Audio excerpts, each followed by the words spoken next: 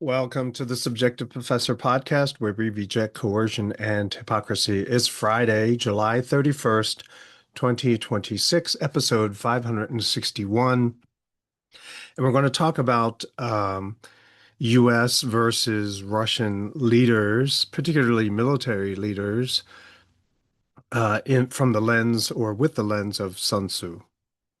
All right, but first, well, let's do some war updates. And this is just sort of to give people an idea of who I listen to. Also, if you want to stop listening to me and then listen to them directly, that's even better. But generally, I do all this. I listen to all these podcasts to try to summarize everything so I can relay this information to people in my church and my family so that they can make better choices, see things better, make better choices so that they can live a better life in peace. I also used to do this at school, but it's a totally different situation since I only see them for a brief period and then they move on. But I listen to people like Colonel Douglas McGregor, Colonel Daniel Davis, Colonel Wilkerson, Professor Mearsheimer, Larry Johnson, and like that. And once you listen to the channels that either interview them or the channels that they have or the Substack or anything else that they have, then you'll be led to other commentators, pundits, and other specialized experts. I occasionally listen to other government mouthpieces, but it's really hard for me to sit through them. They're just so aggravating. And so I'd rather just listen to what other people have digested. Now, I'm perfectly comfortable doing that because I used to listen to them and I used to make decisions based on the things that they said and always lost a lot. I was always on the losing end of things. And so it's over time that I realized who was giving me better, more accurate, more reliable information and perspectives and who was not. So I also, for non-military global events type stuff, I listen to Ron Paul, Peter Schiff, and if you listen to those guys, then eventually you'll be taken to other channels, other people who do equally good stuff. But Ron Paul, I've been listening to him for a very long time, since 2011. And so it's just more out of faithfulness that I listen to him. But still, the channel he runs has a very interesting take on things going on in the world. And of course, Peter Schiff looks at things through an economic lens. Full disclosure, I'm totally invested. He's the company that I use. His company is the company that I use. All right. So on the global front, what's going on? Well, Russia is steadily advancing. And in case you didn't know, right? But if you're listening to me, then you should know. But just in case you accidentally started listening, then you should know that on this day, July 31st, Russia is ramping up the war against Ukraine. And the Ukrainians are still using press gangs to try to kidnap people off the streets and force them on the front lines with very little to no training. And so they're basically cannon fodder. And but they're still, inflicting casualties on the Russians primarily because of this money and support and technology they're getting from the West, from NATO and the United States. The war is going badly for the United States in Iran, and I'll be talking about that more in the second half of this episode. But if you have to say, I mean, just superficially speaking, if you have to say you won the war 38 times, maybe you're the one that's losing, especially if Trump says, oh, we obliterated everything, and still the US is taking casualties from the very weapon systems that he claimed to have destroyed, then there's a lot of propaganda going on there. And when the dust settles, the smoke clears, just how much the U.S. has been damaged, how many casualties it has taken. I think, well, the way that it should be is that a lot of people should be severely, severely punished for it. But I talked about debasification yesterday. Even if the war was going well, the U.S. would be doing badly because of the expense. Wars are extremely expensive. And this particular war, actually, I think Ukraine war demonstrated that, but it exposed U.S. military obsolescence, sort of like a lot of people holding on to the battleship when the battleship has already been revealed as being obsolete, holding on to old technology. Uh, in spite of the propaganda, the U.S. is exercising a flawed foreign policy. I mean, the most glaring example beyond the wars is allowing ISIS to become leaders in Syria. Not that they're actual leaders, but to give them the acknowledgement. The head nod from the United States is just absolutely ridiculous, considering that the new president, so-called, was part of Al Qaeda, who basically was responsible for the 9/11 attacks. So much for never forget, right? And also, it's exposing the weaknesses of the dollar as a global reserve currency, but also, and implicated with that is the fact that a lot of countries that are holding on to the dollar are trying to dump it, further weakening the dollar. So we're in this sort of death spiral, if you will. And the acceleration of it took place because the United States seized Russian assets. Every other country in the world realized now they're vulnerable as well, and so they're dumping the dollar. They're certainly not buying more. And this all results in a realignment of the world economy. People are trying very quickly to develop alternatives to the SWIFT system, that is the dollar settlement system, the system that's used to um, help with international trade, payment. Also, there's a realignment of military powers and alliances. We already talked about debasification that is pushing the United States out of the Persian Gulf, out of the Middle East, which leaves a power vacuum. And so all of these Muslim countries are trying to form a kind of an alliance. And some of them are currently aligned with the United States, but what they are also doing is building bridges for alternatives when everything does collapse, because everyone can see that the United States is losing terribly. At the same time, I heard this morning from Vince Lancy that Tether is just received the okay. What is that? That it's cool for it's okay for Muslims to use. So Tether, which is I believe very, very closely associated with the American government, is now open for business to the Muslim world. And that's primarily because Tether is and some people say it's acting as a proxy for the US government, has a lot of gold holdings. And so this makes it a viable alternative for a lot of people. In other words, the US, on the one hand, is destroying its dollar, but also setting the table for a digital currency. And some people speculate that Tether will somehow have a role in that. And it allows so many people to sort of reset the system. They don't have to pay back the loans. They just simply, restart a new system. And as a result, at the same time, the US is destroying its own dollar. It's targeting BRICS, and that's Brazil, Russia, India, China, South Africa, right, originally. But there are a lot of other countries are trying to get into the system, primarily to dump the dollar to get to distance themselves away from the United States. And there are a lot of different corollary subsections, related endeavors like the New Silk Road connecting Iran with China. And so what's not really talked about so much is that part of the bombing that's happening in Iran is that they're bombing train rails, right? Railroads.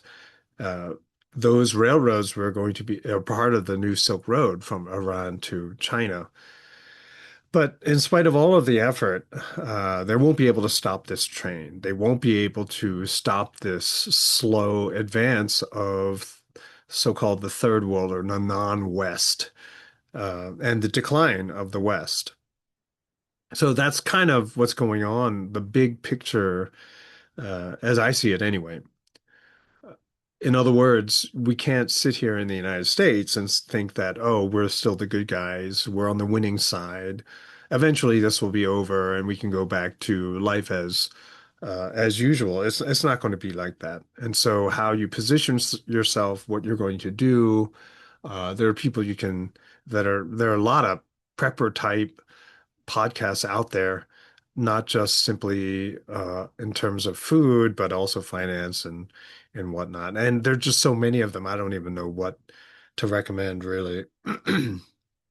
But I'm just waiting for the war fatigue. You're already beginning to see signs of it. People are just tired of listening to the war. That's the way things are in the United States. Like, we'll make a big deal. We'll say US is number one. Oh, yeah, we gotta stand for this country, that country. We're the best. We're number one, blah, blah. Oh, soccer. Oh, football. Oh, baseball. You know, so easily distracted here in the United States. And I think a lot of it uh, is part of this war fatigue that generally sets in here in the United States. Like when the war when a war drags on for any length of time, people in America, because they have such a short attention span, they just sort of forget about it.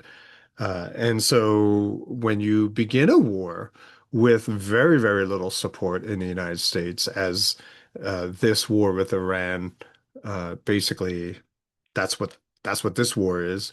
Well, the war fatigue was already there in the very beginning. And so, especially since we're in this never-ending war culture here in the United States, and people are, I think they're kind of over it, especially when more and more people are realizing that this constant war is leading to a higher standard of li or lower standard of living here in the United States. Everything is getting more expensive.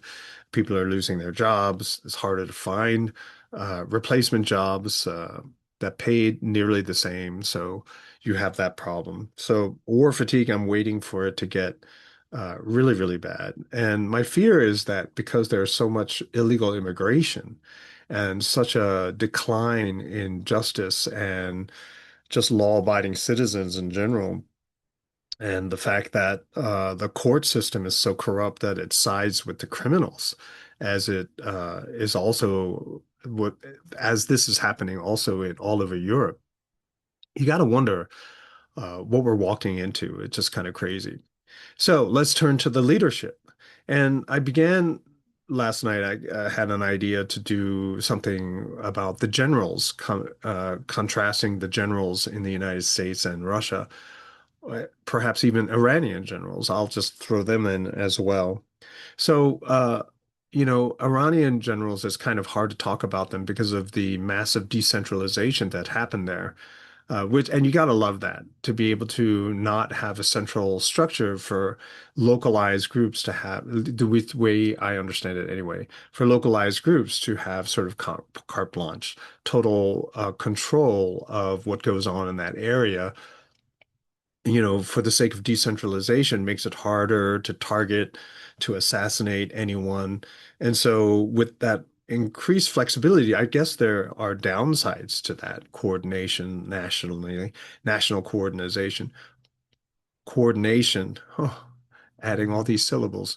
But it means that they will each take care of businesses that localize. Because it's localized, then you know in that area who is doing a good job and who is not. Now, and so that's all I'll say about that. The fact that it's decentralized might be the best aspect and what Iran needs right now. And it makes corruption a little bit harder to be set. In other words, you might have corruption in one region of the country, but you won't have it in all of the regions in Iran. Now, in Russia, in the very beginning of the Ukraine war, I don't know if people remember this, but the people in the West made a big deal out of the fact that a lot of Russian generals were fired, disappeared. And I heard that and I said, well, of course, that's what usually happens at the beginning of the war because during the peace, there's a lot of politicking, right? And so what you have are the best politicians rising in the ranks. You have the best, what I like to call buttlickers, sycophants, whatever.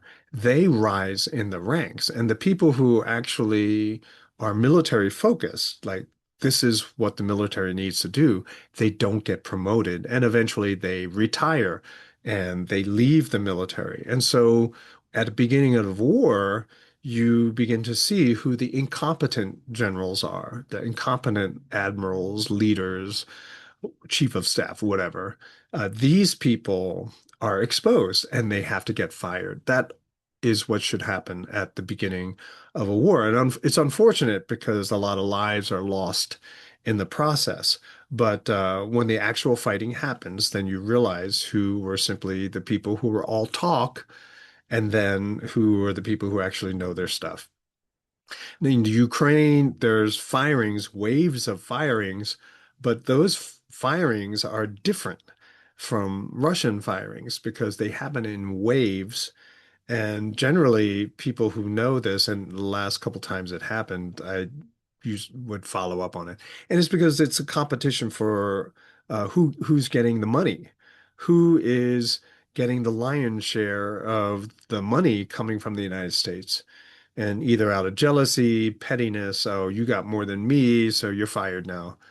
Um, that generally was the reason why Ukrainian generals were let go. But it seems that sometimes it's also someone who pushes back against Zelensky, chief cokehead over there. Um, you know, this policy is not good. It's not good for Ukraine. Okay, you're fired. You're gone. Now, contrast this, at least they fire people, right? But contrast this with the United States. Now, in the United States, no one gets fired, no matter how incompetent you are, no matter how much of an idiot you are, no matter how much you're more of a politician than you are a soldier, doesn't matter. You never get fired. I heard once, and I think I mentioned this in another episode, that the highest rank in actual combat um, focused leader in the US military, at least in the Army. The highest rank that you can achieve is lieutenant colonel. So, lieutenant colonel is a lower rank than full colonel. So, the task of getting from lieutenant colonel to full colonel is politics, right? So the more you are better at playing the game of politics, the higher the rank you can achieve. So lieutenant colonel is the highest rank that can be achieved by someone who's focused on military fighting, tactics, strategy. Anything above that, you're going to parties, you're schmoozing with politicians. And so these are the butt lickers, these are the politicians.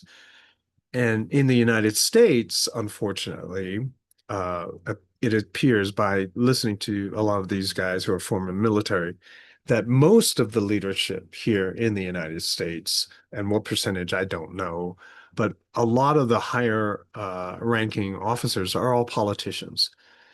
And you can kind of tell that they are incompetent through some of the operations that have been conducted. Like number one, um, the withdrawal from Afghanistan. It was such a debacle. I mean, even me, who's not military, but just played a lot of war games and does thought experiments. Why would you close your air base first?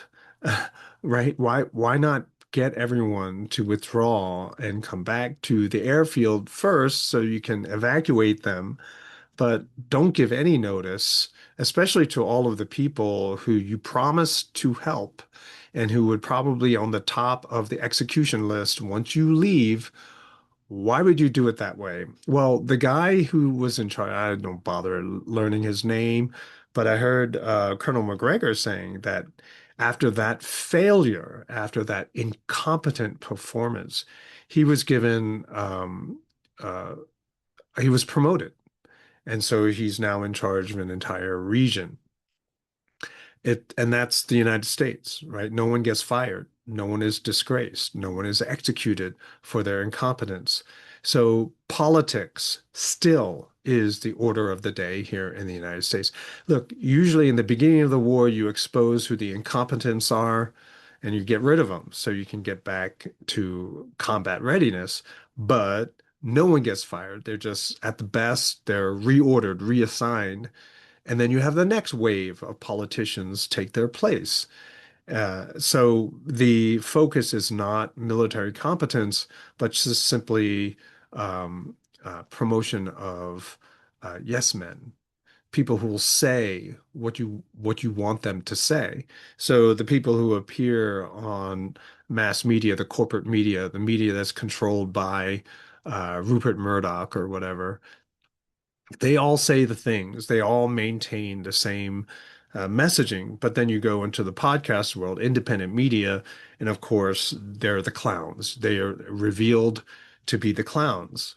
And it's not a coincidence that a lot of the people I listen to are colonels, right? That because they couldn't go any further. They weren't willing to play the political game. And so they were inconvenient. So they had to show them the door. And so the best leaders that should be in the staff rooms, the advisors, they were kicked out of the military. And there are other waves um, of purges that had happened over the years. I made note of it. There was a purge during the Obama administration. There was a purge, I believe, during the first Trump administration, also with the Biden administration. And all of them, when it happened, I made note. I said, well, they got rid of people who pushed back, rightly or wrongly. But you need to have this dissension. You need to have this diversity of opinion so you can find what the best options are. And we've seen this movie. There are many, many movies that have had this plot where you have an incompetent leader. Because of their incompetence, many people die and suffer. Well, that's where we are right now, except the way the system works, the system that we have right now in the West is that the incompetent people don't go away. They just simply stay there. And for some reason, most of the people in the United States just can't see it. So it made me think of Sun Tzu again. In a couple of passages, a lot of time has gone by already, so I'm just going to summarize for you, tell you where you can find what he said, and then just make some comments. So Sun Tzu, because this is sort of military related, why not talk about the art of war? So Art of War, chapter 4, line 1 and 2. Sun Tzu said, "The good fighters of old first put themselves beyond the possibility of defeat, then waited for an opportunity of defeating the enemy. To secure ourselves against defeat lies in our own hands, but the opportunity of defeating the enemy is provided by the enemy himself." In other words, it's sort of like this unforced errors. Let your enemy make the mistakes. Right. And so that's Iran's position right now. They're just sitting there, right? Because they've been planning this for a very long time. They knew that eventually the United States and Israel was going to attack. We're going to attack them again. So they prepared for that based on the strategies that Israel and the United States have used in the past. So how to defeat their system and style of attack, which they never change. It's just like, come on, are you serious? You're not going to change any of it. Um, and so you allow your enemy to make mistakes while you prepare yourself against defeat. And that's what Iran has done. Chapter 6, line 2 and 3, I call this dictating tempo. Actually, I'll just summarize. So whoever is first, and this is chapter 6, verses lines 1 and following. And the takeaway here is that Iran is dictating the tempo. They make the moves, and the US has to react and respond. And in the time that they're reacting and responding, Iran is setting up for its next move. It's sort of like a fake in sports, right? And I don't mean like you do something which forces your opponent to have to react, but based on their reaction, then now you know what you're going to do, and you prepared for uh, any outcome, any response from the enemy. So anyway, Sun Tzu says, whoever is first in the field and awaits the coming of the enemy will be fresh for the fight. Whoever is second in the field and has to hasten to battle will arrive exhausted. Well, who had to travel to the battlefield? Yeah, that would be the US. Line two, therefore, the clever combatant imposes his will on the enemy, but does not allow the enemy's will to be imposed on him. I mean, look what's going on. Iran, all of its factories, military related assets are deep in the mountains. I heard someone say there are 30 such underground cities cranking out all of these weapons that are impervious right now to whatever the US has in its arsenal. So the US has to bomb civilian targets. War crimes, if you will, because they cannot get at the military assets. So no matter how much Trump likes to say, oh, we obliterated them. No, he didn't. And so all of the US assets are out in the open, airfields, hangars, fuel dumps, all of these things are out in the open. And so whereas the US will drop millions and millions of dollars of bombs and stuff on Iranians to no effect, to little or no effect, unless, and I'm not including war crimes here, like attacks on desalinization plants, bridges, roads, civilian infrastructure, they're doing nothing. Whereas Iran has taken out all of its radar, taken out all of the bases surrounding Iran. I mean, just pushing them however they want. And anyone who will say anything different, yeah, that's an untenable position. So, line three, it says, by holding it out advantages to him, he can cause the enemy to approach of his own accord, or by inflicting damage, he can make it impossible for the enemy to draw near. Right? What's the closest the U.S. Navy can come to the shore without being attacked by missile barrages, So, yeah, and you just keep on going. So it's Iran who is dictating the tempo and dictating moves to the United States. So the US think they're strategizing, but of course, since they don't even have a strategy, they're just simply reduced to reaction. This tit for tat thing is not even tit for tat. It's not a quid pro quo. My turn to attack. No, it's not even that. And so I would even go so far as to say that Iran already has a map of choices that the United States will be forced to make if this happens or if that happens. And I think it's unfortunate that the leadership here in the United States are either too cowardly to say this to Trump, or they just simply don't know because they're just politicians. Now, the final chapter I want to reference is chapter 7, verse. I keep saying verse, line 7 to 10. And this is about knowing your limits, knowing what you can and what you cannot do. So here's line 7. Thus, if you order your men to roll up their buff coats and make forced marches without halting day or night, covering double the usual distance at a stretch, doing 100 ni, which is like half a kilometer, in order to wrest an advantage, the leaders of all your three divisions will fall into the hands of the enemy. Line 8, the stronger men will be in front, the jaded ones will fall behind, and on this plan, only 1/10 of your army will reach its destination. Line 9, if you march 50 in order to outmaneuver the enemy, you will lose the leader of your first division, and only half your force will reach the goal. If you march 30 li with the same object, 2/3 of your army will arrive, etc., etc. So the United States is basically stretched and pushing its military to the point where it will fail. So if you look at this situation, clearly the military is going to suffer. And as Colonel Wilkerson says, it's reprehensible to listen to these politicians say, well, this is what they signed up for. So it's a volunteer army. So we're going to send them to die. That's what they're there for. It's disgusting. And then people say, thank you for your service. Are you kidding me? And a lot of people want to say that the medical treatment provided for the military personnel, I've talked about this before, but veterans hospitals are among the worst in the United States. So you'll have a good story here and there, but overall, they are the absolute worst. So not only do you treat them like cannon fodder, but you also abuse them even after they've been violated by the US policy. So who benefits from all of this? Well, who loses? I don't know exactly who will benefit, but given how I started this podcast episode, talking about certain things, there are certain people who are going to benefit. They are positioning themselves, knowing what's going on in the world, and leaving the rest of us to have to suffer. So I don't know.